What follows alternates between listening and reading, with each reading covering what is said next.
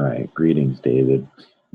This is a video response to your vlog number 9, Mysticism and Philosophy. Um, and I believe that I fall into both camps and that these two are not mutually exclusive. I think that you would acknowledge it as well with your poetic and artistic side, though I think that um, I personally take the mysticism more seriously, and that you're right to a degree that art and creative outlets are mystical practices. That the definition of mysticism is applied philosophy. So any of the contemplation that you're doing is philosophy, and any of the application um, is the mysticism. And so to use Teal Swan or Deepak Chopra as an to exemplify the stereotype of a mystic is gratuitous, and is kind of laughable. Not laughable to you. It's not a comment on you as much as it's a comment on them, because they do represent.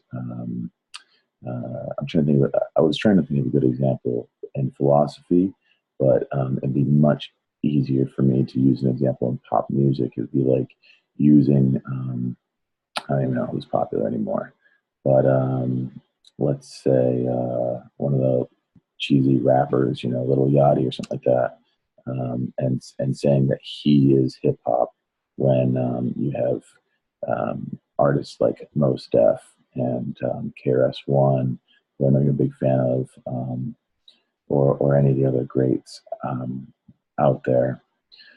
So just to show you the scale of what you're looking at, and how much we stand to lose when we generalize to assume that all mystics are like Teal Swan and Deepak Chopra. At this point, I'll give you some references of mystics that I think that are actually with it. You go back to Hermes Trismegistus, that is Hermes Thoth, thrice greatest.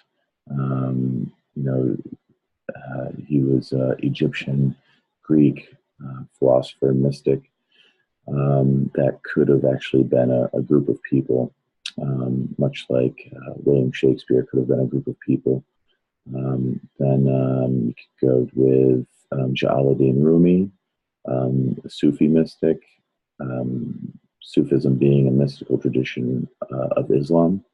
And then fast forwarding within Sufism, Hazrat Inayat Khan was a great mystic, who was also a great musician. Plato was a mystic. His more popular works are in philosophy, but his theory of forms, and then following him, and after Christ, the Neoplatonists. The Hermeticists was a tradition following Hermes, as I mentioned, but they were around at the same time as the Neoplatonists, as well as the Gnostics. And this is in the Western tradition. Then we have George Gurdjieff, who was around recently. You could throw Carl Jung in there, although his emphasis was on psychology. And even Isaac Newton has written almost twice the amount of work that what he's accredited for within the scientific community. And I've even heard Sam Harris say that he wished that Newton had dedicated his entire time on science, not understanding the value of his alchemical works. I guess I'll stop there, but I want to say that metaphysics does not mean anything supernatural. In fact, that the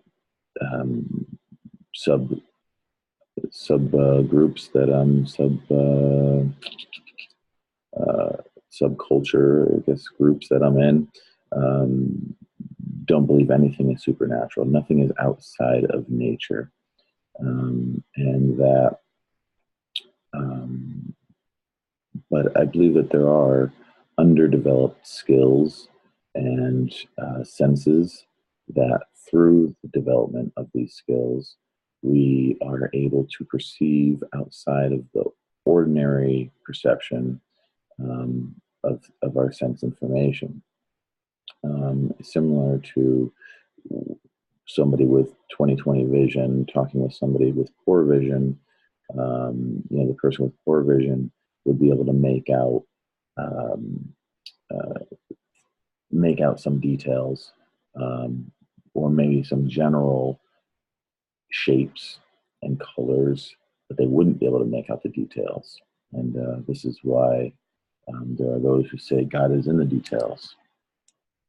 Um, so within the perceptible wavelength of ordinary consciousness, we can talk about how using tools such as glasses can correct our vision.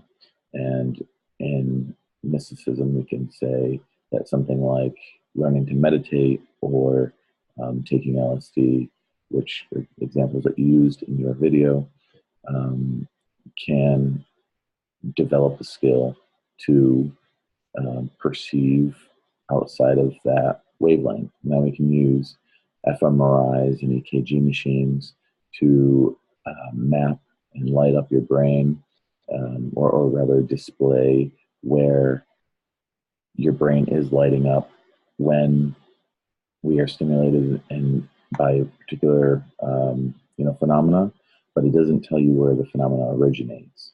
So to say that um, your prefrontal cortex is lighting up when we show you this image, that isn't to say that the image originates in your brain.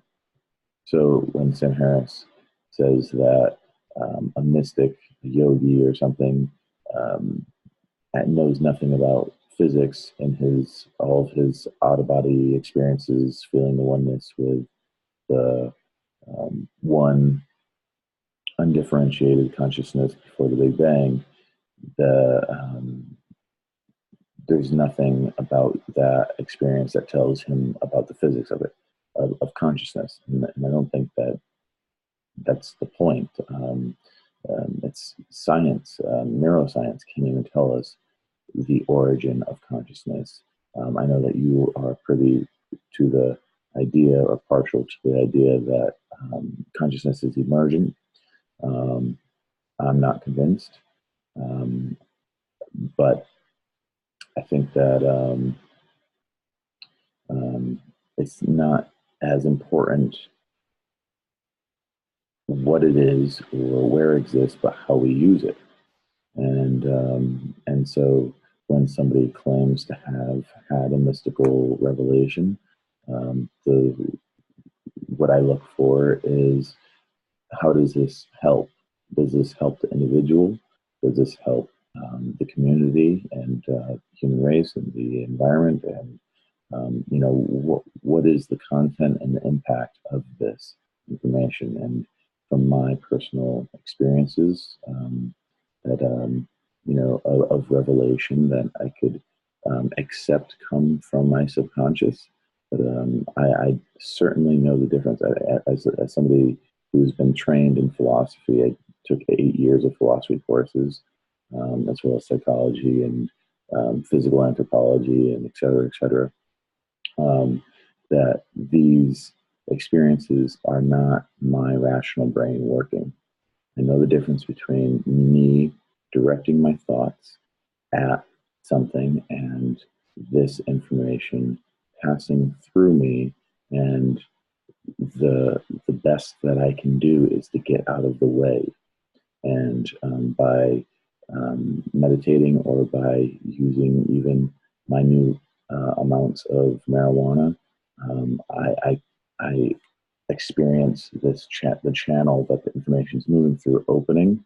The information comes through more quickly, or it's not a matter of speed as much as it is more frequently and with greater detail, which is peaks around the ayahuasca or DMT. Um, but maybe that's another conversation. So, at least as far as I know, it peaks there, right? Going back to the vision analogy that I was using, when somebody has 20/20 vision and is talking to somebody with poor vision, we do not um, we do not criticize the person with poor vision, although I'm sure that there have been cultures and individuals in the past who have, um, at lower levels of development. Um, we say use these glasses that we've invented. It's cool. It's a cool thing, and me, I use glasses when I drive, and it's amazing how crisp leaves become, and it really is almost a psychedelic experience. And so it's that level of acuity, and everyone exists somewhere on the spectrum, just like everyone exists somewhere on the spectrum of having developed these internal senses, um, such as I don't want to say like telepathy or telekinesis. I think that if you're right, that we are emerging, that consciousness emerges, and as an individual in society, we are emerging. I think that our biology will get there. We will develop the senses of telepathy. I think the way that octopi or octopuses communicate is very similar to telepathy, where they not only change the color of their skin to communicate, but they change the texture of it. And I've read that they will ink themselves in order to hide their embarrassment that they're displaying. And to some level, we blush. We turn red when we blush. We turn red when we're angry. We turn green with envy. We turn green when we're ill. We turn blue when we're sad, and that's more metaphorical. But I wonder where that comes from, right? And I don't think it's completely made up. We turn you can listen to Jimi Hendrix Axis Bolt of Love and get some color in our consciousness of related to our feelings and our experiences. Um, but we're not as intuitively aware of what other people's experiences are as much as we'd like to be. And by gaining the skill to read people better, we are able to help them better, I think. And so that's the application, right? It's to help ourselves and to um, help others. And that's what white magic is. When you take somebody like Aleister Crowley, who um, is also a very contentious character, just like Madame Blavatsky, who, by the way, Madame Blavatsky is the one responsible for co-opting the term metaphysics into this new agey supernatural term. And she's also the one that is infamously accredited with the term New Age. So New Age, the term has actually been going on since the 1930s, but all of a sudden people started using it. Maybe not all of a sudden, to my knowledge, started using it as I remember as a music genre, right? Yanni, Enigma, or Enya, but as people who are spiritual without any grounding in reality and without any acknowledgement or confrontation with their shadow, which to me is the whole point of spirituality, right? Is to become whole. By becoming whole, we um, we we break the cycle of creating a situation where we're taking 2 steps back with every step forward, and and we can only hope really that the pillow doesn't become, I'm sorry, the crutch doesn't become a pillow. And what I mean by that is when we use these tools, such as glasses, which seems pretty silly for me to say this. You and we could use you as an example. Nothing personal, but you know, oh, you're still wearing those glasses, huh? You know, it's like, when are you gonna grow up and you know, work your eye muscles out? You know, I've heard people doing that. But, you know, I don't realistically expect somebody to grow out of the need to use glasses. LASIK surgery is an option. Um, but similarly, when we don't want people to, but we do judge people who, uh, who after having these insights get stuck in being able to integrate. And that is actually the real reason I brought up Aleister Crowley, is because he was stuck. He was, in my mind, the quintessential example of Jesus' words. Um, the body is weak, but the soul, excuse me, is willing. And the reason is because he couldn't integrate his spiritual work. And you know, he was an addict. He was a hedonist. He was, you know, really involved in the excesses of the material world. Um, but I think it's a great lesson. It's a lesson, personally, to me, to be gentle, because I know that there's areas that I struggle to integrate and to resolve, and that resolution is the is where we learn to make a step forward without taking a step back.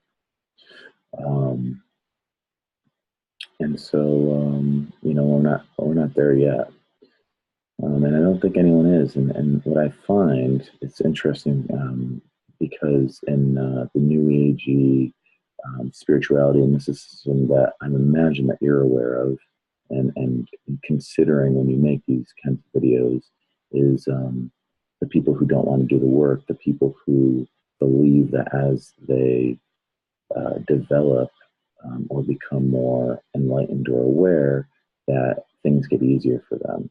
And I think there was a time where I believed that, but what I've come to realize is that no, it becomes more difficult because you take on more responsibility.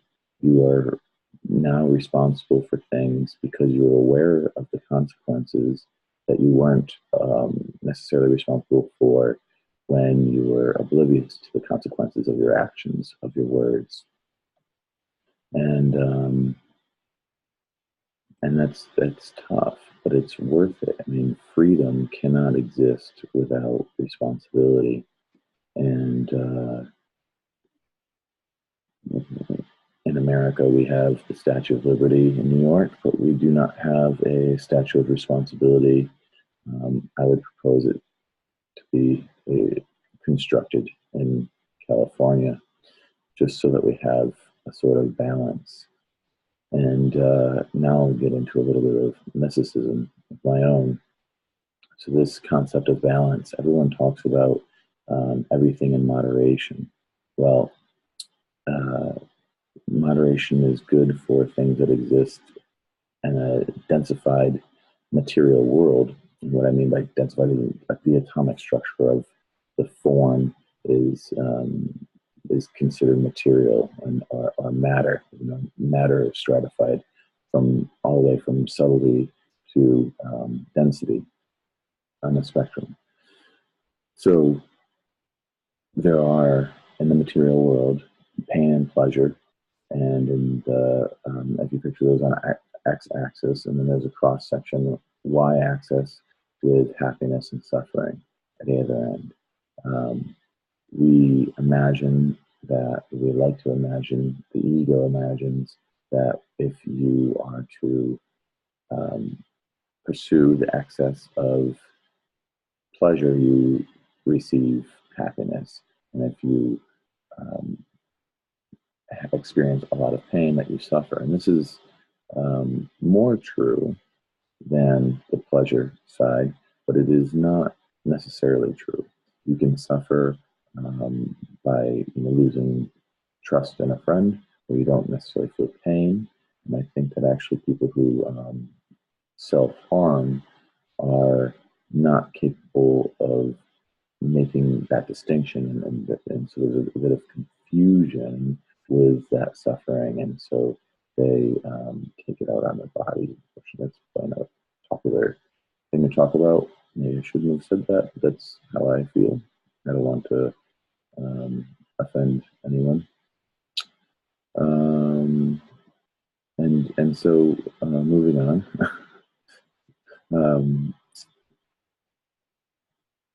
Happiness and suffering are two categories. And in happiness, I would consider love and less densified material, right? It's more subtle because you can't find it somewhere. You're not going to find it in the thing.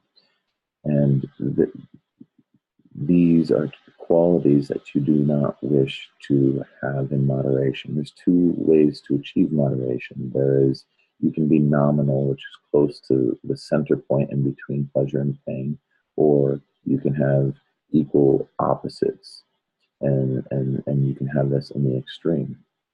Now, unless you relinquish your pursuit of pleasure, you cannot advance the y-axis into happiness. And it's really the giving up.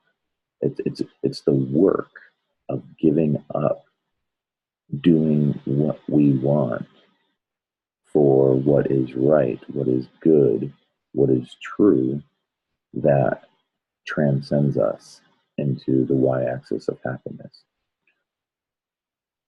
Neither moderation or balance in the opposite extremes produces this. It is the work that and the work of relinquishing that causes us to ascend. And this is true when we think about and so this is no longer mine. This is the Neoplatonists like Plotinus, who suggested that, and even Hermes Trismegistus also said this in the Divine Pymander. He said that so this is astrotheology, as we journey through the planetary forms, we reach Mercury, which is Hermes, the messenger god, who can deliver a message around the world in the blink of an eye.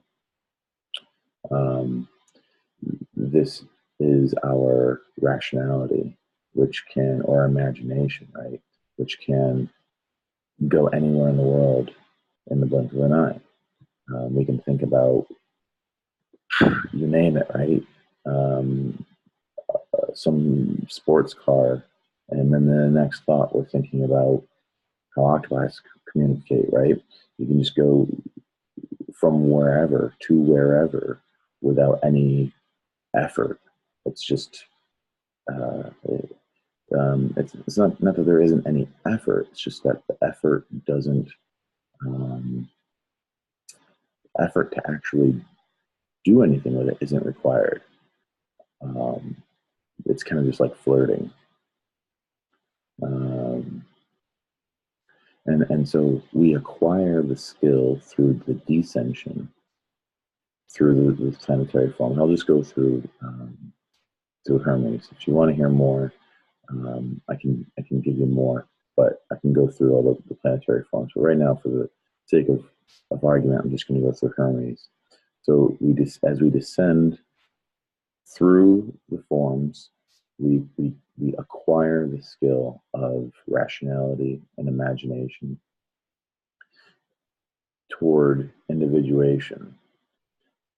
Once we achieve individuation, we then have to journey back through the planetary forms, um, in a course of ascension, where we give back and relinquish um, what we had gained from them. And these are really all the burdens that we are letting go of. We are no longer uh, suffering from the excesses of the attributes that we have acquired. And so we suffer from imagination and rationality, because it's great to be able to think about dinosaurs and, um, I don't know, music, but we can't turn it off. And that is the neurosis that we have all developed in modern America, right? Where that is what keeps us up at night. Um, and so once we give that back, we no longer have that issue, and the resolution presents itself in the form of being lighter. And as we become so light, we no longer have the bonds and attachments to this world. And that is a form of enlightenment, when we have no bonds or attachments to this world. And yet you'd still wouldn't want to relinquish your responsibility to others in this world. And so on one hand, you can lead by example and show how we have first kicked up the dust and then complained we cannot see. Bishop Berkeley said that, but meaning that some mystics, and I think that you would call this spiritual bypass, where they, let's say monks, they go into their monastery and they pray, and even if they're praying 18 hours a day, they're not contributing to the world, and there could be people starving right outside the gate, and yet they are not doing anything to help them. Part of me says that this is a personal journey. But there's the other part of me that says we're all bound by each other. We cannot enter heaven with dirty feet, is as one of my lines, which becomes difficult. And the way that I make sense of this is by transcending, maybe transversing, not transcending, but transversing different altitudes of existence, of perception. And so you have the Tao, which says, be the center of the wheel, that nothing can affect you because you have transcended this realm. It's the bird's eye that turns a blizzard to a breeze, as Brendan Boyd from Incubus said. And I listened to that in high school. But then you zoom in, right? You get closer, and you enter the human body, where a hangnail is a serious pain in the ass, where only when you're comfortable will a hangnail hang you up. If you have a hangnail but you're being chased by a saber-toothed tiger, it has become a popular metaphor recently, as of late, I think. If you're being chased by a saber-toothed tiger, your hangnail isn't going to hold you up at all. It's only when you're comfortable. So it is a bit like Maslow's hierarchy of needs, where your level of is satisfying the base levels of the pyramid. You do arise. You do transcend the levels toward what Maslow says is self-actualization, which we could call enlightenment, right? By lightening our load like helium in a balloon, we are lifting ourselves up. And I mean that metaphorically, but I think the best metaphors are also literal. And I can say that um, all of the references that I just gave are at least metaphorical, if not literal. And so, through a process of deduction, I try to thread together all these areas and all these instances of of phenomena that falls subtle to our empirical sense information. And so we can only know God, let's say, through its impact. And God being the source of reality that is present in um, every bit of phenomena, every piece of reality. And what is happening is what I think that um, your emergent belief or philosophy is I'm not, I do believe in Darwinian evolution to a degree, which is consistent with your emergent philosophy. And I think that this is the process of manifesting from a place of of absolute unmanifested potential into, and that would be, that begins as a singularity. It's one thing, which is no thing, right? This is interesting. So nothing is one thing that is everything. And the Big Bang, or actually, the Immaculate Conception, right? Leaving the Garden of Eden, all the same metaphors to me. Um, and they all are, is the birth of form coming out of the garden, the embrace um, of pure potential into time, into form. All in time is born to die. This is represented by Chronos, chronological time, which is Saturn. And Saturn was a Titan, actually, was a generation of, of gods before Zeus and the Olympian gods. And and Kronos was afraid that his children would kill him, and so or overthrow him. So he killed all of his children. He ate all of his children. So Saturn and Kronos became known as the Reaper, the Grim Reaper, the Harvester. Then the symbols of a sickle or a scythe, and um, and and um, um, and so Zeus is actually, with the help of Saturn's wife Rhea, overthrew Kronos, and Zeus represents the consciousness of um, the power of justice. Consciousness of the power of justice. I'm gonna have to check that, but it's something close to that. Excuse me. And and that is what survives time. What we do in this life matters, and I don't believe in that.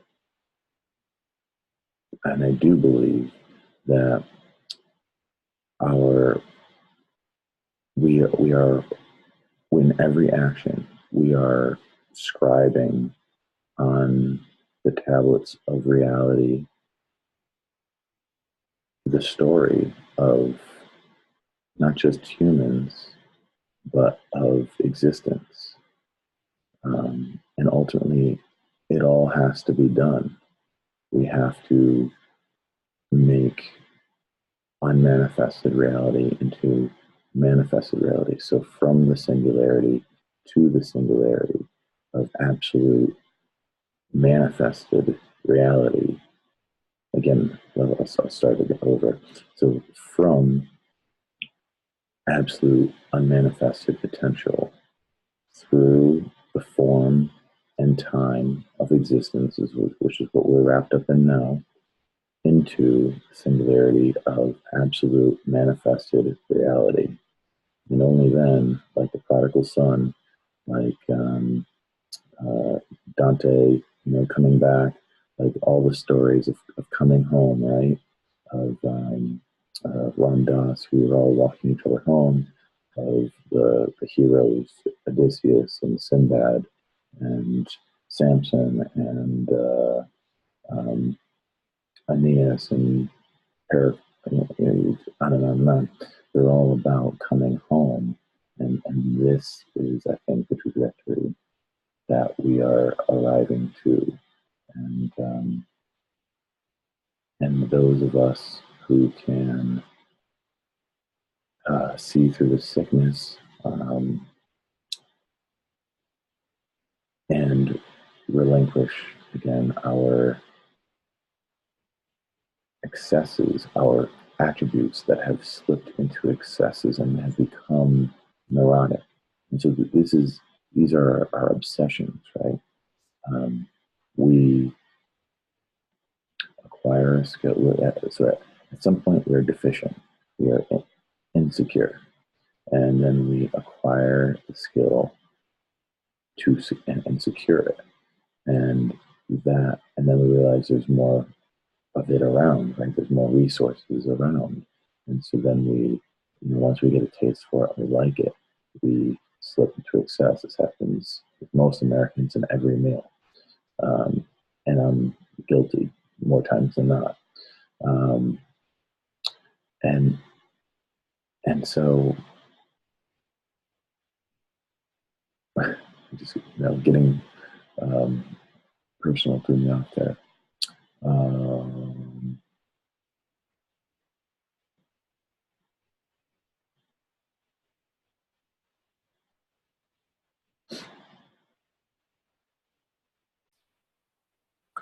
Back. And so by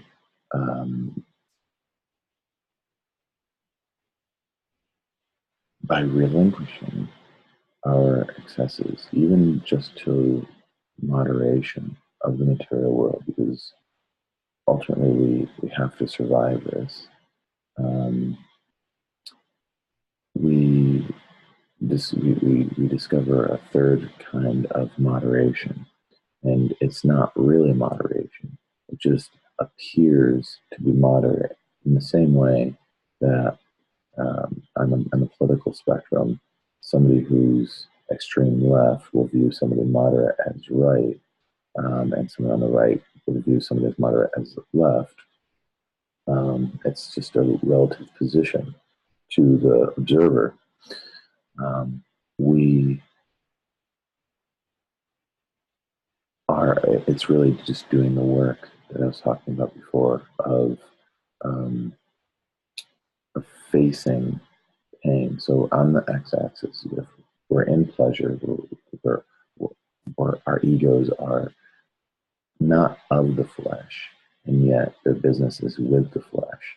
And so when our egos go unchecked, we make a mess of our lives, and the ego doesn't suffer any of the consequences. It's like being possessed by a demon, and the demon doesn't care if you overeat and have a bellyache. Your demon doesn't care if you drink and drive and get in a car accident, hurt other people, hurt yourself, hurt your car. It just cares about consuming energy, consuming material energy, particularly. And so when we restrain that energy, that's the work. The work is in restraining the ego and converting it, redirecting it. We can't shut it off. And in Eastern mysticism, they talk about basically starving the ego or choking it out. Um, and in the Western mystical traditions, it's more of a transcendence. It's the alchemy. It's how can you convert this energy or divert, even by diverting the energy, by redirecting the hose.